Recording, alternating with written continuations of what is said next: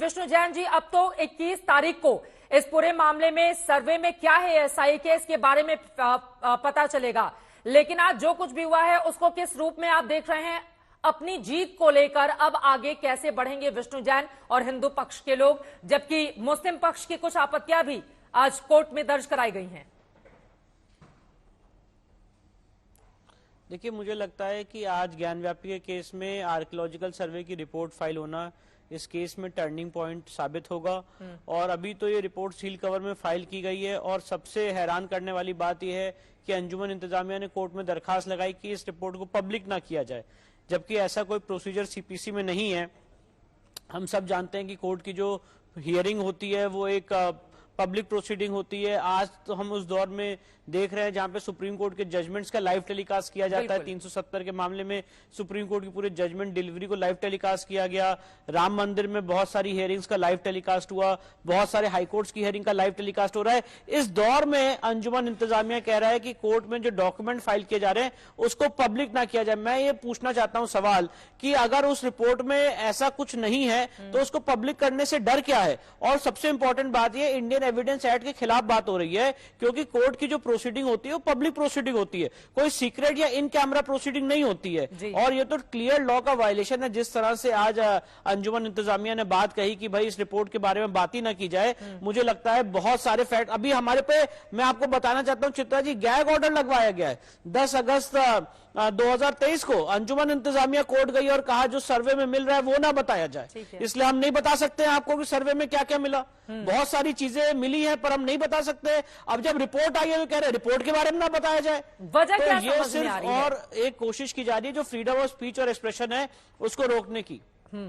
वजह यह समझ में आ रही कि जब ये रिपोर्ट सामने आएगी तो ये सिद्ध हो जाएगा कि मंदिर तोड़ के मस्जिद बनाई थी, और ये जो तथाकथित मस्जिद है ये एक हिंदू मंदिर के भग्नावशेष पे बनी हुई है और मंदिर के परिसर को ही मस्जिद के रूप में यूज करने का काम किया जा रहा है। ये क्लियर वजह है, इसलिए वो नहीं चाहते हैं कि ये रिपोर्ट आए। वो ये नहीं कह रहे कि हम रिपोर्ट को ऑब्जेक्शन फाइल करेंगे।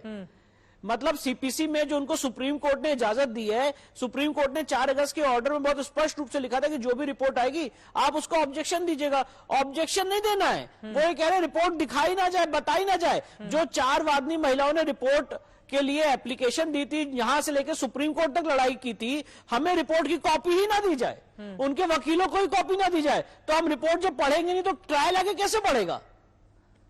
उनकी ओर से बार बार हलफनामे की बात कही जा रही है और उनका यह कहना है कि सीलबंद लिफाफे में ही आए और हलफनामा जो दायर करे सिर्फ उसको ही सौंपा जाए और बाहर चीजें नहीं आनी चाहिए। माहौल इससे खराब हो सकता है, इस तरह की भी बातें कही जा रही हैं। एक और सवाल का जवाब आपसे ले लेती हूं, उसके बाद अपने पॉलिटिकल मेहमानों के पास जाऊंगी।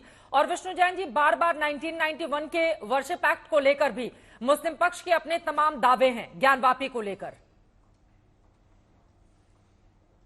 तो उस पर कैसे बढ़ेंगे आप लोग? मैं सिर्फ ये कहना चाहता हूं कोर्ट की हियरिंग से कभी भी माहौल खराब नहीं होता। हाँ, मैं जवाब दे रहा हूं। पहली बात, कोर्ट की हियरिंग से कभी भी माहौल खराब नहीं होता है। हम लोग ने राम मंदिर में भी कोर्ट की हियरिंग देखी है, 2019 में फैसला आया था, बहुत शांतिपूर्ण ढंग से वो काम हुआ था। और भी बहुत सारे मुकदमों में 370 में भी कोर्ट का फैसला आया, सारी चीजें नॉर्मल सामान्य रही। ऐसा क्या है कि ज्ञानव्यापी के केस में अगर आर्कियोलॉजिकल सर्वे की रिपोर्ट आ जाएगी और वो रिपोर्ट पढ़ ली जाएगी आपके द्वारा मेरे द्वारा, तो शांति भंग हो जाएगी। मुझे लगता है ये एक अपने आप में शॉकिंग स्टेटमेंट है। दूसरी बात यह है, रिपोर्ट का सील कवर में फाइल करने का कोई आदेश नहीं था। इस मांग को लेकर अंजुमन इंतजामिया सुप्रीम कोर्ट गई थी और सुप्रीम कोर्ट ने 4 अगस्त को सिरे से इस मांग को खारिज कर दिया था कि सील कवर में रिपोर्ट नहीं फाइल होगी। 4 अगस्त के ऑर्डर में एंड में लिखा हुआ है कि ये रिपोर्ट वैसे ही फाइल की जाएगी जैसे आम एडवोकेट कमीशन की रिपोर्ट फाइल होती है ऑर्डर 26 रूल लाइन में। तो एक सील कवर में रिपोर्ट जो फाइल करना है वो प्रोसीजर का उल्लंघन हुआ है। और मैं एक बात और कहना चाहता हूं, प्लेसेस ऑफ वर्शिप एक्ट इसको क्लैरिफाई होगा। जब ये रिपोर्ट पढ़ी जाएगी तो जगह का धार्मिक स्वरूप क्या है समझ में आएगा कि किस तरह से आप मंदिर में घुस के नमाज पढ़ रहे हैं। इसीलिए वो नहीं चाहते हैं, जो प्लेसेस ऑफ वर्शिप एक्ट का आर्गुमेंट है वो डिफीट होगा जब ये रिपोर्ट की कॉपी हमें मिलेगी। ठीक है, और भी कई ऐसे तकनीकी सवाल हैं जिसका जवाब मैं आगे आपसे लूंगी। गौरव भाटिया जी हमारे साथ जुड़े हुए हैं। गौरव भाटिया जी, लेकिन अब राजनीति के परिदृश्य में मैं बात करूं तो कहा जा रहा है अयोध्या मथुरा काशी 2024 की झांकी, इसको लेकर अब बीजेपी आगे बढ़ रही है। पी चिदम्बरम साहब का यह कहना है कि ध्रुवीकरण करने की कोशिश में एक बार फिर से बीजेपी जोरदार तरीके से लग गई है।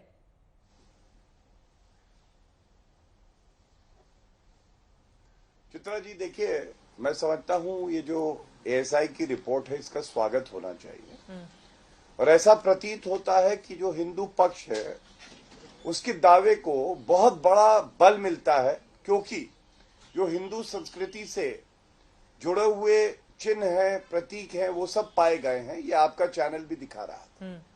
आज सवाल ये आता है कि अगर सर्वोच्च न्यायालय, माननीय उच्च न्यायालय और साथ में डिस्ट्रिक्ट कोर्ट तीनों आदेश देते हैं और उसके बाद एक सर्वे होता है, ऐसा क्या है जो मुस्लिम पक्ष नहीं चाहता कि सामने आए? क्यों ना दूध का दूध और पानी का पानी हो जाए।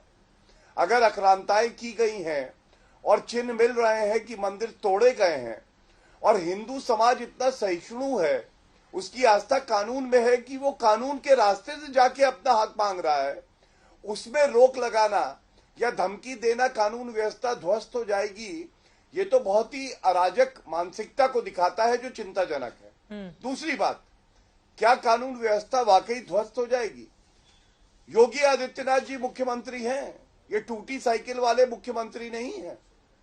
जब फैसला आया था सर्वोच्च न्यायालय से भी अयोध्या का, हम सबने देखा कानून व्यवस्था बिल्कुल स्वस्थ थी, ध्वस्त नहीं थी। और आगे भी हमें पता है कि अराजक तत्वों से कैसे डील करना है, सख्त कार्रवाई होगी अगर कोई कानून तोड़ेगा। तीसरी बड़ी बात, जो आदेश सर्वोच्च न्यायालय ने पारित किया है उसमें कहीं नहीं लिखा है कि सील्ड कवर में आप जो है रिपोर्ट देंगे। तो ये बिल्कुल सही बात अभी मेरे छोटे भाई हैं विष्णु जैन ने कही कि अगर आदेश में नहीं लिखा है तो ये तो जो पिटिशनर है जिसने सूट फाइल किया है उसका हक बनता है कि वो रिपोर्ट का अध्ययन करे और इसके आधार पे अगर उसकी कोई आपत्ति हो या सहमति हो तो वो जवाब कोर्ट में दे और कोर्ट की सहायता करे। तो इस पे किसी को आपत्ति कैसे हो सकती है? अंत करूंगा एक बात कह के, और आप याद करिए जब ये सर्वे का आदेश हुआ था चित्रा जी, तो अंजुमन इंतजामिया कमेटी ने क्या कहा था? उन्होंने कहा था सर्वे टीम अंदर घुसी ना तो अंदर तो घुस जाएगी, बाहर नहीं जा पाएगी। लेकिन कानून व्यवस्था इतनी बढ़िया है कि सर्वे भी हो गया, रिपोर्ट भी आ गई। अब जिनको डर लगता है उनको डर लगता रहे, लेकिन ऐतिहासिक भूल का सुधार तो होगा और कानून के रास्ते से होगा। वारिस पठान जी, उनके इन सवालों पर आप जवाब दीजिए। वो कह रहे हैं जो ऐतिहासिक भूल हुई है उसमें सुधार की बहुत ज्यादा जरूरत है, और आखिर ऐसा क्या है सीलबंद लिफाफे में जिसको सार्वजनिक होने से डर रही है ये कमेटी? वारिस पठान साहब, किस बात का डर? देखिए, लोग झूठ बोल रहे हैं चित्रा जी, झूठ बोल रहे हैं लोग। ये बीजेपी, विश्व हिंदू परिषद, ये बजरंग दल, ये लोग देश के अंदर एक नफरत का माहौल क्रिएट कर रहे हैं। ये लोग एक पेंडोरास बॉक्स ओपन करने की कोशिश कर रहे हैं जो कई साल पहले बंद हो चुका है। ये लोग पोलराइजेशन की राजनीति करना चाहते हैं 2024 के चुनाव के पहले, जबकि इनको पता था, हम तो पहले से बोलते आ रहे थे ना कि places of worship act 1991 already लागू हुआ है और वो एग्जिस्टेंस में है। प्लेसेस ऑफ वर्शिप एक्ट लाने की मंशा, नियत यही थी कि जो भी मॉन्यूमेंट, रिलीजियस प्लेसेस 15 अगस्त 1947 के पहले है उसका आप नेचर और कैरेक्टर को चेंज नहीं कर सकते। जब साफ उसमें तय कर दिया गया था तो उसके बाद क्यों इन लोगों को लाने की जरूरत पड़ी सर्वे के लिए? तो हम यही बोलते हैं ना, सर्वे सिर्फ एक बहाना है। इनकी जो मानसिकता है, इनका जो इंटेंशन है, यही टोटल गलत है। अब इन्होंने बात कहा सुप्रीम कोर्ट की, तो सुप्रीम कोर्ट ने तो बाबरी मस्जिद के वक्त भी कह दिया था कि हमारे पास कोई ऐसे पुख्ता सबूत नहीं है, एविडेंस नहीं है जो ये बताता है कि मंदिर को तोड़ के कभी मस्जिद बनाई गई है। कोई यूनानिमसली उन्होंने बोला था। उसके बाद में यहां तक बोला कि कोई एविडेंस हमारे पास नहीं है कि अंदर वहां पे नीचे मूर्तियां प्रकट हुई, मगर फिर भी एक हलफनामा दाखिल किया गया था इन लोग ने और बता दिया कि भाई ताला खोला कांग्रेस के राज में।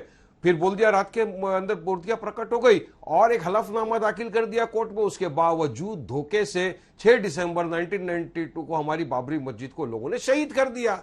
अब हम नहीं चाहते कि हमारी दूसरी मस्जिदों के भी साथ ये सब हो, तो हम तो चाहते हैं कि जो places of worship act 1991 already into existence है उसका पालन किया जाए ना। अब आप पार्लियामेंट के बनाए हुए कानून को भी नहीं मानेंगे तो फिर आप किस चीज को मानेंगे?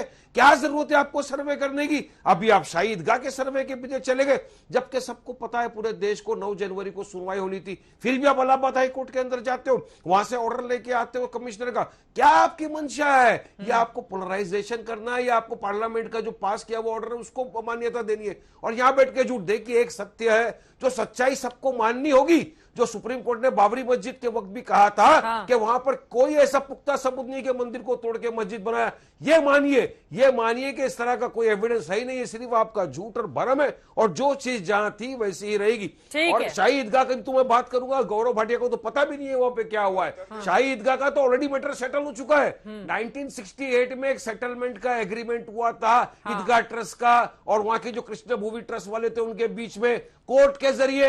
अब आप आज आके बोलोगे कि नहीं 50 साल बाद हम उस सेटलमेंट को नहीं मानते, उनको अधिकार नहीं था, तो ये सब सिर्फ गलत है। और आपको एक दूसरे समुदाय के बीच में सिर्फ और सिर्फ नफरत फैलानी है, जो हमारा देश नहीं चाहेगा। और सील एंड वोरप के अंदर देना क्या गुनाह है? कितनी मर्तबा कोर्ट के अंदर सील एंड वोरप के अंदर दिया जाता है रिपोर्ट, ठीक है, क्योंकि ताकि उससे अफरा तफरी ना फैले। ठीक जो है। सच्चाई है कोर्ट तक रहे, हाँ, कोर्ट वो के बीच मथुरा पर वकीलों के आपने बीच उनसे में रहे, सवाल तो पूछा क्या है, वो उल्लंघन जवाब हो गया देना चाहते हैं। कानून उसके कायदे बाद का? तहसीन जी मैं मगर आपके इनकी पास मंशा विनोद क्या दत्ता जी है आपके इसमें? पास फौरन आऊंगी। ठीक है, आपने जो सवाल पूछे हैं उस पर गौरव भाटिया जी वो कह रहे हैं आपको तो मथुरा के बारे में जानकारी भी नहीं होगी, और फिर वो हवाला दे रहे हैं 1968 का कि कोर्ट की ओर से मामले को सेटल कर लिया गया था, फिर इतने सालों के बाद उसको निकाल कर लाने की क्या जरूरत है? देखिए, ऐसा है कि मैं ओवैसी जी की तरह ब्रीफलेस बैरिस्टर नहीं हूं कि मुझे जानकारी ना हो कि कोर्ट क्या आदेश पारित करते हैं। सर्वोच्च न्यायालय में वरिष्ठ अधिवक्ता हूं, मैं कुछ तथ्य आपको बताता हूं।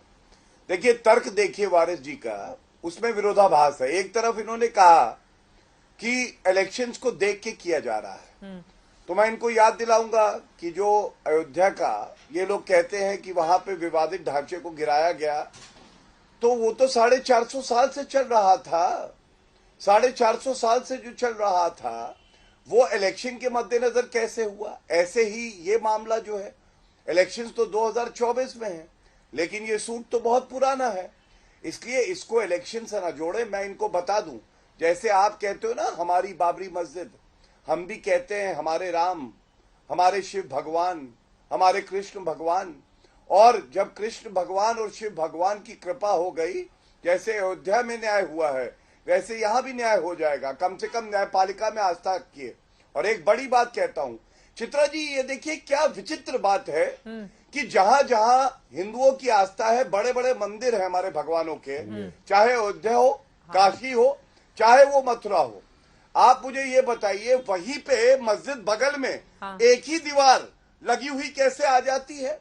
अरे आक्रांता नहीं थे तो और क्या थे? लड्डू पेड़े लेके आए थे, प्यार मोहब्बत फैला रहे थे। ये इतिहास है।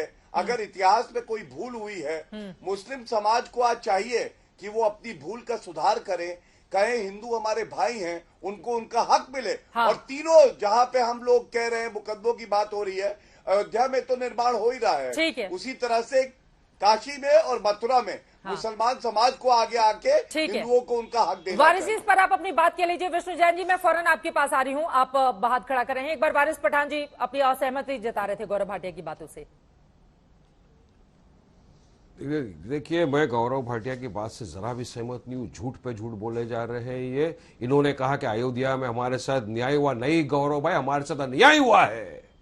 हमारे साथ अन्याय हुआ है। 6 दिसंबर 1992 के दिन हमारे धोखे से बाबरी मस्जिद को शहीद कर दिया गया। एफिडेविट फाइल करते हो सुप्रीम कोर्ट के अंदर, यहाँ पे मस्जिद को आप शहीद कर देते हो हमारी। सोचिए, जिस दिन सुप्रीम कोर्ट के जस्टिस गोगोई ने यह फैसला दिया, उस दिन अगर हमारी मस्जिद वहां पर तामीर रही होती तो आज फैसला अलग ही होता ना, क्योंकि उन्होंने तो यूनानिमसली डिसाइड कर दिया कि यहां पे कोई मंदिर को तोड़ के मस्जिद कभी बनाया ही नहीं है। यूनानिमस डिसीजन था। लेकिन अंडर आर्टिकल 142 के तहत सुप्रीम कोर्ट को पावर था, उन्होंने ये फैसला दे दिया। मगर उसके पहले 1991 का था, तब हमने कहा था कि ये लोग इसका पेंडोरास बॉक्स खोलेंगे, ये 3000 4000 मस्जिदों के पीछे की बात करेंगे, तो फिर क्या फायदा? पार्लियामेंट में कानून बनाने का फायदा क्या हुआ यदि आप पार्लियामेंट के कानून को भी नहीं मानेंगे? चलिए, प्लेसेस ऑफ वर्शिप 1991 आज एक्सिस्टेंस में है क्या? नहीं, आज एक्सिस्टेंस में है या नहीं है वो अभी तक ओवररूल हुआ नहीं है। उसमें कहा था नेचर कैरेक्टर आप किसी भी प्लेस का चेंज नहीं कर सकते। वो कानून है नहीं है ना? तो फिर आपको क्या जरूरत है इस तरह का सर्वे करवाने का? क्यों चाहते हो आप देश के अंदर अराजकता का माहौल फैले? क्यों चाहते हो आप एक दूसरे के बीच में नफरत फैले? देखिए, आप बीच में बोलने से मेरी आवाज को तो रोक नहीं सकेंगे। पब्लिक देखेगी कि अगर सुप्रीम कोर्ट का लॉयर इस तरह से बीच में टक टक टक कर रहा है तो आपकी इज्जत जीरो हो जाएगी। सुनिए, मुझे बोलने दीजिए। चित्रा जी, साफ बात यही है, हाँ साफ आप बात ओवैसी यही जी है की कि इज्जत इनको की चिंता polarize करिए, करना वो है पहले ही situation नेगेटिव को, में है। इनको ठीक है। हिंदू मुस्लिम शून्य से करना है, नीचे है। इनको मेरी डेवलपमेंट इज्जत की विकास चिंता की आप बात मत नहीं करिए। करना है। इसीलिए जो मैंने सवाल सेटल इशू हो पूछा। गए 1968 में, जो मसले सेटल हो गए, उनको अभी बीजेपी निकालना चाहती है, खोलना चाहती है, करना, लेकिन अब हम नहीं देंगे भाई। एक मस्जिद हम गंवा चुके हैं, एक हमारी चित्रा मस्जिद जी, को आपने मुझे धोखे आधा से मिनट शहीद मिल- कर एक दिया मिनट, है। मैं कुछ अब हम कहूंगा। लड़ेंगे,